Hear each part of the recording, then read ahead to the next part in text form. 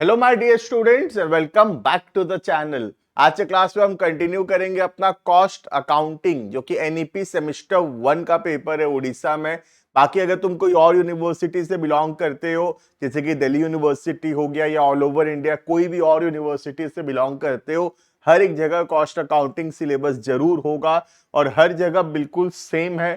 तुम आराम से कहीं से भी बिलोंग करते हो पढ़ाई शुरू कर सकते हो। पिछले वीडियोस के अंदर हम ओवरहेड वाला टॉपिक पढ़ रहे थे। ओवरहेड के अंदर हम काफी सारे टॉपिक्स ऑलरेडी कवर कर चुके हैं। आज का हम ट्रीटमेंट पढ़ेंगे कुछ स्पेशल आइटम्स का कॉस्ट अकाउंटिंग के अंदर। But before we start the video, you can check the description में एक ऐप का लिंक है। ऐप को डाउनलोड करो, रजिस्टर करो अपने आप को, और complete videos, notes, practice sets, important questions, past year question सब कुछ अवेलेबल होगा।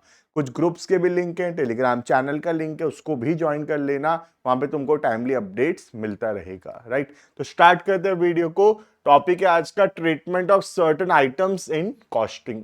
तो हम पढ़ेंगे कुछ स्पेशल आइटम जैसे कि इंटरेस्ट हो गया, बैड डेट्स हो गया, इन सब का क्या ट्रीटमेंट होगा at the time of making cost accounts. Right, तो उसके अंदर हम पहला पढ़ेंगे which is the interest and financing charges। If interest and financing charges का मतलब क्या है? जो पैसा हम मार्केट से ले रहे हैं in the form of loans, या कोई बैंक से ले रहे हैं in the form of loan, ये सब जो लोन्स हम ले रहे हैं इसके ऊपर हमको इंटरेस्ट देना पड़ रहा है। तो ये जो इंटरेस्ट हमको देना पड़ रहा है एक्सपेंस, ये इंटरेस्ट का और इसके रिलेटेड जो खर्चा हो रहा है फाइनेंस करवाने से रिलेटेड, जैसे कि फॉर एग्जांपल अगर हम बैंक लोन ले रहे हैं तो कुछ प्रोसेसिंग फी लग रहा है, कुछ डॉक्यूमेंट्स बनाना पड़ रहा है, इन सबको कंबाइनली बोलते हैं इंटरेस्ट एंड फाइनेंसिंग चार्जेस। तो ये इंटरेस्ट और फाइनेंसिंग चार्जेस का क्या ट्रीटमेंट होगा कॉस्ट अकाउंटिंग में, वो हमको देखना है। ठीक है, देखना, it includes any payment in nature of interest. कोई भी प्रकार का इंटरेस्ट हम दे रहे हैं for use of non equity funds and incidental cost, और जो खर्चा हो रहा है that an entity incurs arranging those funds. तो जो पैसा मार्केट से ले रहे हैं, बैंकों से ले रहे हैं, उसके ऊपर जो ब्याज हम दे रहे हैं, इंटरेस्ट जो दे रहे हैं, और जो खर्चा हो रहा है पैसा बोरो करने का, इन सबको कंबाइनली बोला जाता है interest and financing charges. Example of interest and financing charges are interest on borrowings, जो लोन हम ले रहे हैं उसके ऊपर interest. Financing charges in respect of financial lease, अगर आप कोई लीज में सामान ले रहे हैं, धीरे धीरे इंस्टॉलमेंट में पैसा देंगे तो उसके ऊपर जो इंटरेस्ट हमको पे करना पड़ रहा है।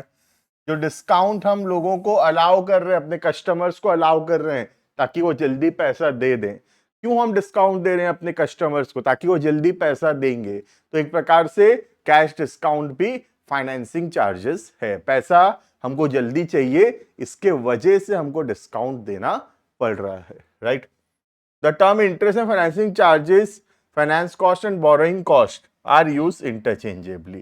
तो फाइनेंसिंग चार्जेस भी बोलते हैं इसको,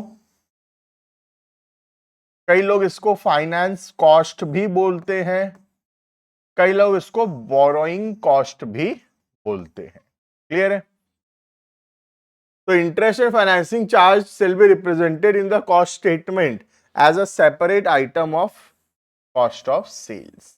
तो इंटरेस्ट और फाइनेंसिंग चार्जेस को हम अलग से शो करेंगे in our cost sheet. Cost sheet में अलग से शो होगा वो, क्योंकि अलग से ये एक्सपेंस है और ये खर्चा अलग से हम दिखाएंगे in our cost statements. Clear है? तो ये गया treatment of interest and financing charges. Clear? Next, packing expense. जो हम प्रोडक्ट्स को पैक करते हैं उसका जो खर्चा होता है पैकिंग करने का, वो पैकिंग का खर्चा का क्या ट्रीटमेंट होगा? Right, the cost of primary packaging. Primary packaging मतलब वो पैकेजिंग जो जरूरी है प्रोडक्ट्स को कस्टमर को देने के लिए। जैसे कि फॉर एग्जांपल टूथपेस्ट है, ठीक है। अब टूथपेस्ट जो है, हम जब टूथपेस्ट खरीदेंगे तो किस में आएगा? टूथपेस्ट एक ट्यूब में आएगा, है ना, जो ट्यूब हम दबा के टूथपेस्ट निकालते हैं। तो वो जो ट्यूब है वो ट्यूब जरूरी है, अगर वो ट्यूब ही नहीं होगा तो टूथपेस्ट कैसे मिलेगा तुमको? हाथ में थोड़ी देगा टूथपेस्ट, ले जा घर बोल के। बात समझ में आ रहा है? तो प्राइमरी पैकेजिंग मतलब वो पैकेजिंग जो मस्ट है, वो तो करना ही पड़ेगा वो पैकेजिंग, उसके बिना प्रोडक्ट बिकेगा ही नहीं, ठीक है।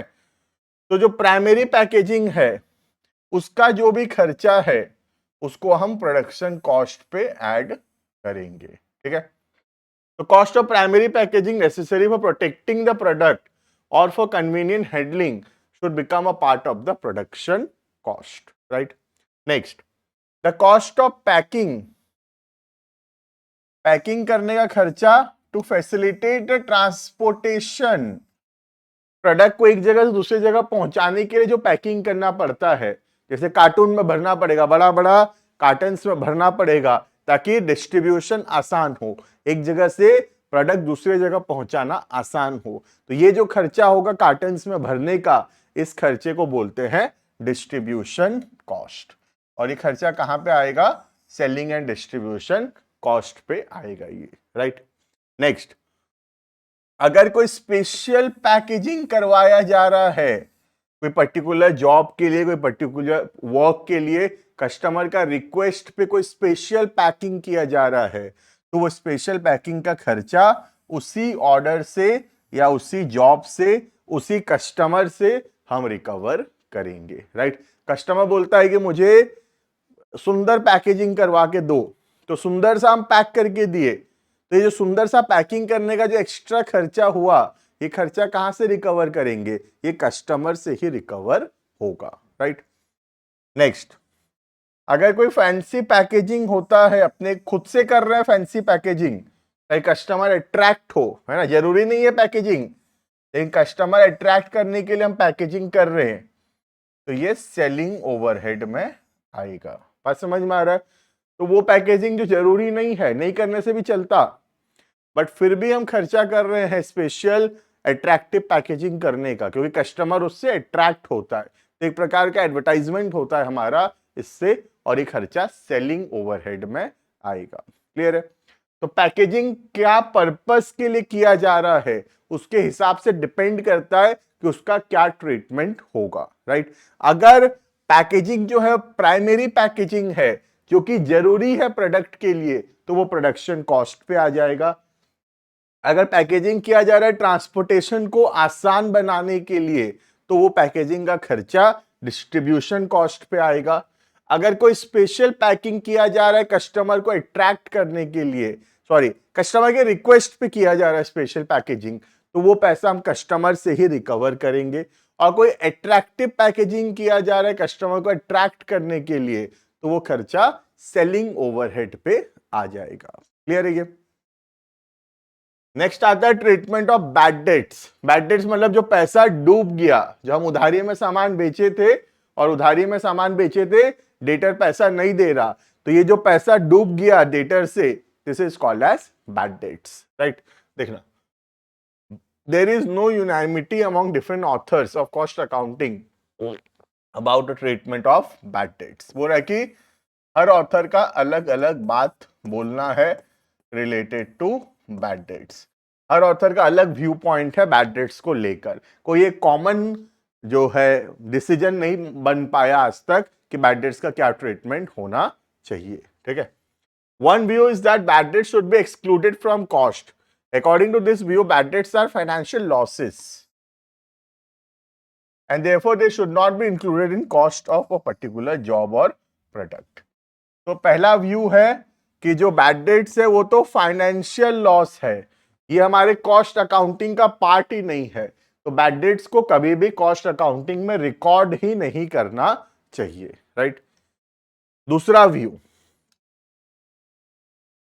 According to another view, it should form part of selling and distribution overhead. तो एक दूसरा ग्रुप ऑफ ऑथर का बोलना है कि हम उधारी में सामान बेचते हैं सेल्स को बढ़ाने के लिए। हम उधारी में सामान क्यों दे रहे हैं? ताकि हमारा सेल्स बढ़े। तो क्योंकि तुम उधारी में सामान दे रहे हो, इसीलिए तो बैड डेट्स हो रहा है। तो ये उधारी में सामान देना is for the purpose of increasing the sales, hence the bad debt due to this credit sale should be recorded as a selling and distribution overhead. Clear है? Therefore, bad debt should be treated in cost accounting the same way as any other selling and distribution cost. However, extraordinarily large bad debts should be not included in cost account. इनका भी बोलना है कि कोई extremely बहुत बड़ा bad debts हुआ है तो वो हमको कॉस्ट अकाउंटिंग में रिकॉर्ड नहीं करना चाहिए, ठीक है। तो बेसिकली जब हम रियल लाइफ में ट्रीटमेंट करेंगे तो बैड डेट्स को हम इंक्लूड नहीं करते हैं कॉस्ट अकाउंटिंग में, उसको एक फाइनेंशियल लॉस माना जाता है और वो फाइनेंशियल अकाउंटिंग का पार्ट है। क्लियर है ये? Next sorry next research and development expense. जो नया प्रोडक्ट हम बनाते हैं उसके लिए जो रिसर्च किया जाता है, सालों साल एक्सपेरिमेंट्स किया जाता है, उस पर जो खर्चा होता है उसको बोलते हैं research cost.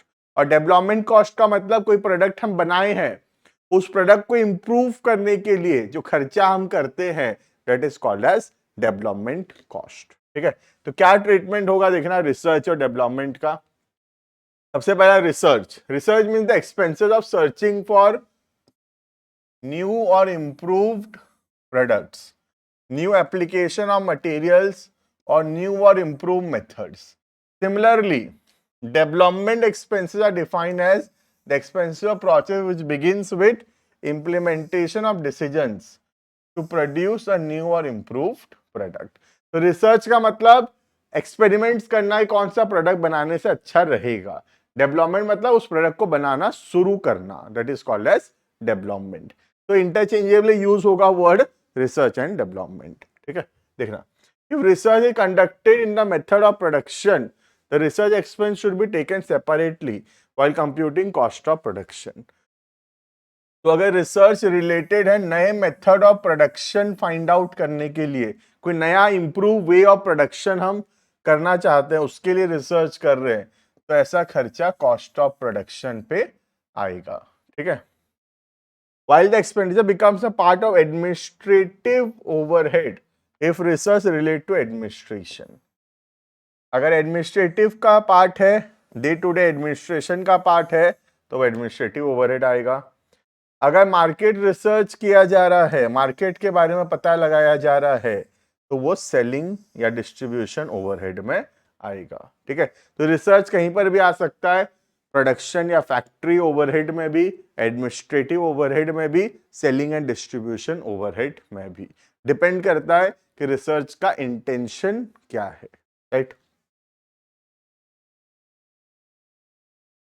Development costs incurred in connection with a particular product should charge directly to that product.